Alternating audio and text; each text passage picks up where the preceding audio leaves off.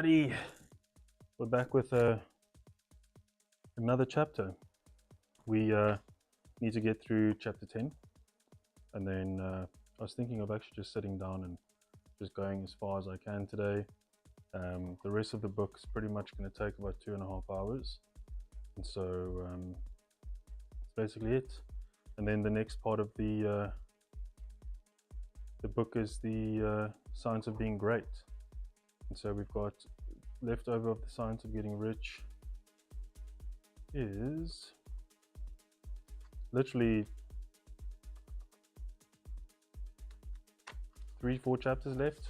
So we're going to finish that, and then we're going to go through to the science of being great, which is that part of the book over there. But cool.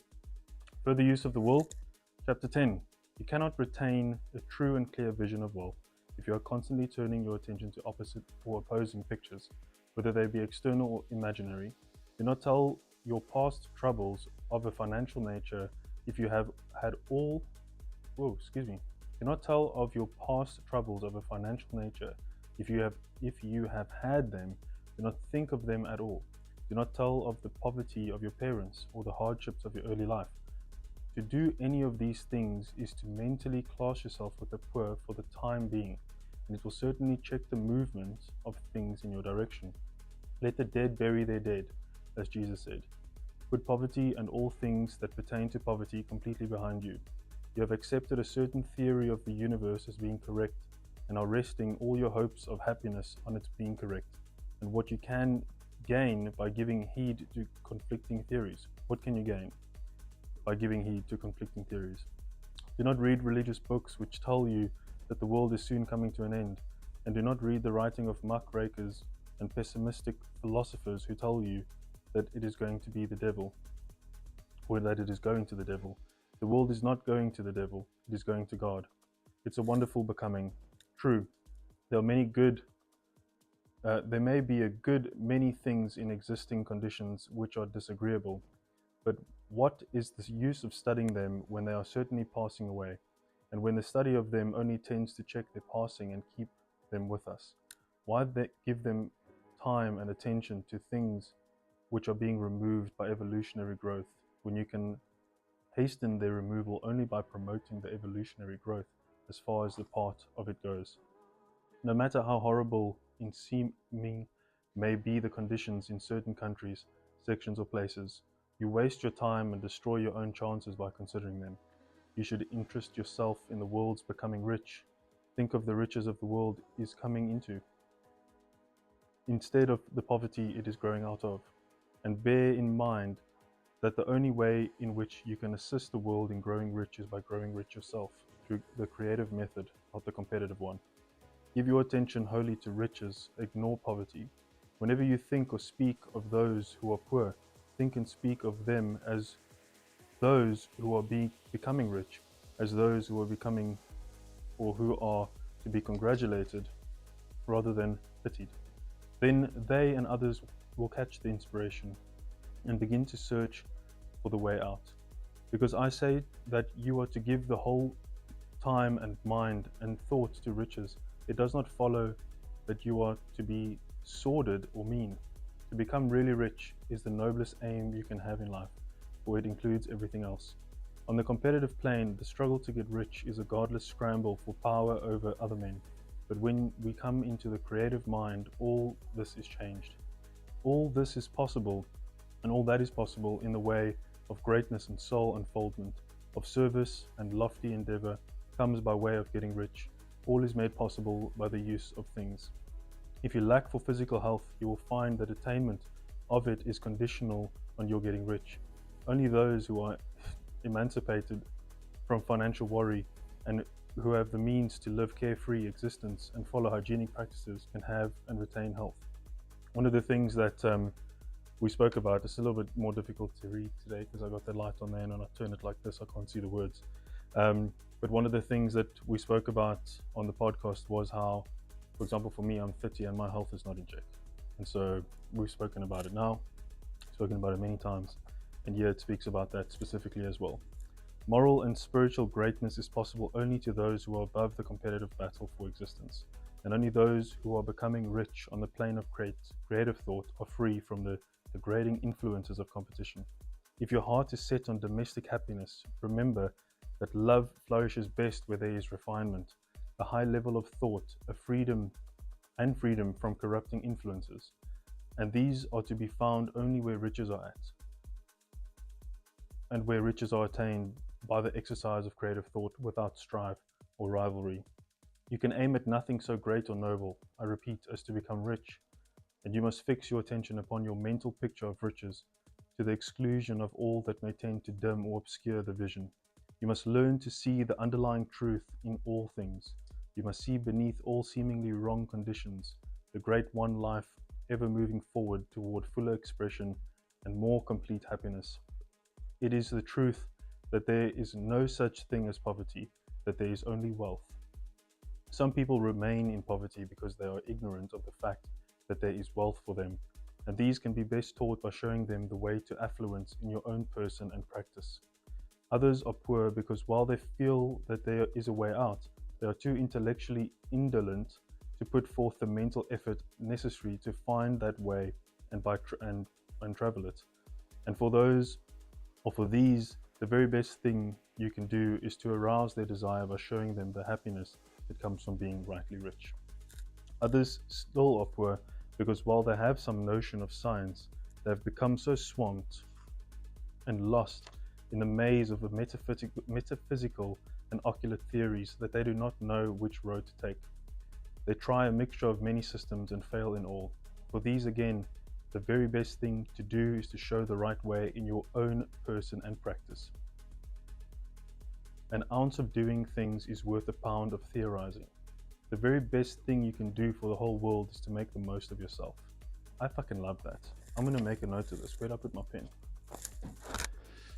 And I'm also having some tea, some chamomile tea and honey. This is not whiskey.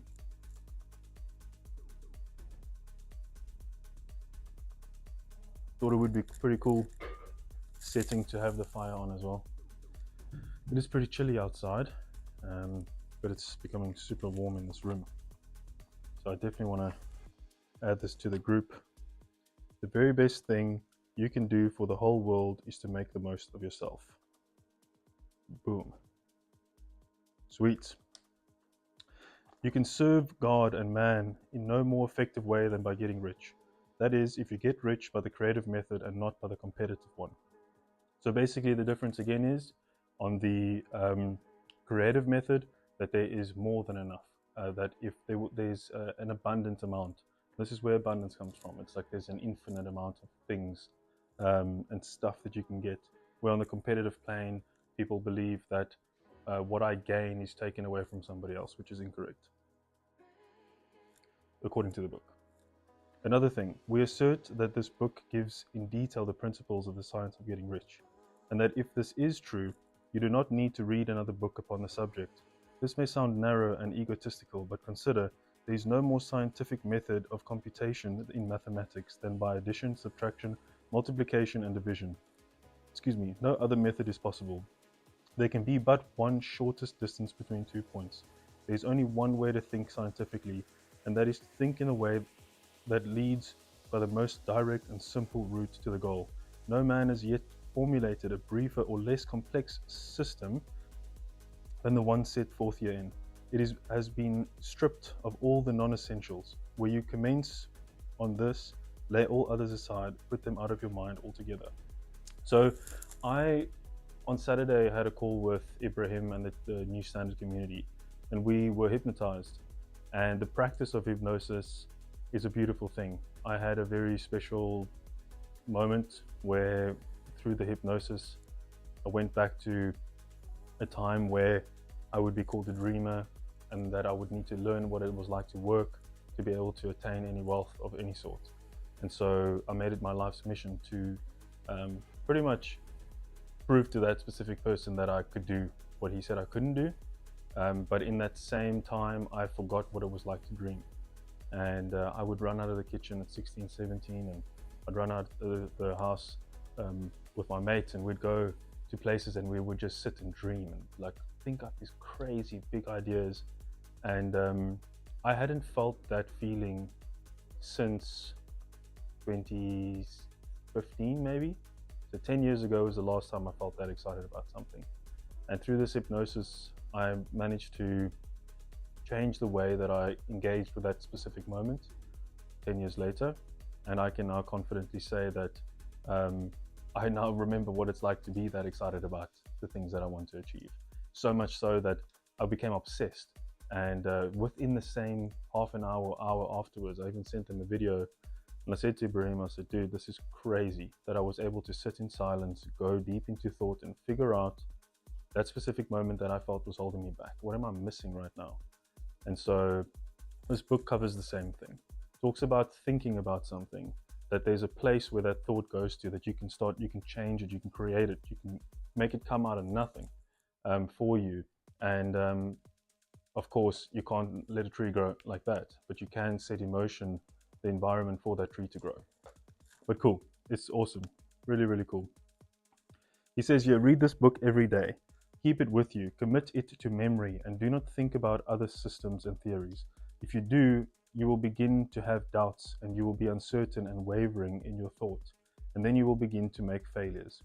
After you have made good and become rich, you may study other systems as much as you please, but until you are quite sure that you have gained what you want, do not read anything on this line but this book unless it be the authors mentioned in the preface, which we can go through as well. And read only the most optimistic comments on world news, those in harmony with your picture. Also, postpone your investigations into the occult. Do not dabble in theosophy, spiritualism, or kindred studies. It is very likely that the dead still live and are near, but if they are, let them alone. Mind your own business. Wherever the spirits of the dead may be, they have their own work to do and their own problems to solve, and we have no right to interfere with them. We cannot help them, and it is very doubtful whether they can help us, or whether we have the right to trespass upon their time if they can. Let the dead and the hereafter alone, and solve your own problem. Get rich. If you begin to mix with the occult, you will start mental cross currents, which will surely bring your hopes to shipwreck. Now, this and the preceding chapters have brought us to the following statement of basic facts. There is a thinking stuff from which all things are made, and which, in its original state, permeates and penetrates and fills the interspaces of the universe. So that's where it is, it's the place, right? A thought in this substance, so you thinking about something, produces the thing that is imaged by the thought. Man can form things in his thought, and by impressing his thought upon the formless substance, can cause the thing he thinks about to be created. In order to do this, man must pass from the competitive to the creative mind. He must form a clear mental picture of the things he wants and hold this picture in his thoughts and the fixed purpose to get what he wants and the unwavering faith that he does get what he wants, closing his mind against all that may tend to shake his purpose, dim his vision, and quench his faith. And in addition to all this, we shall now see that he must live and act in a certain way. Beautiful. Chapter 10, amazing. Right, I'm going to take a quick sip.